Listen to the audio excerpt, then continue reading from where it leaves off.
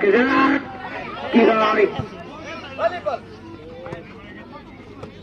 আসলে পয়েন্টের খেলা, খেলে ভিতরে পয়েন্টের কোন বিকল্প নাই। ঘরবাড়ি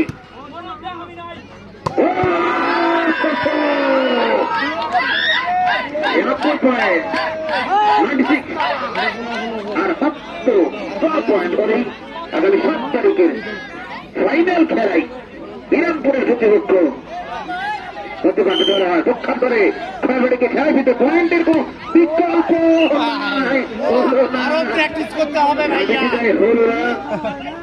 ভাষা এমন করে পয়েন্টটা খালি না থাকলে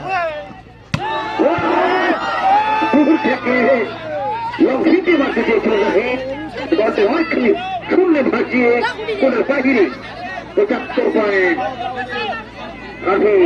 ঘরবাড়ি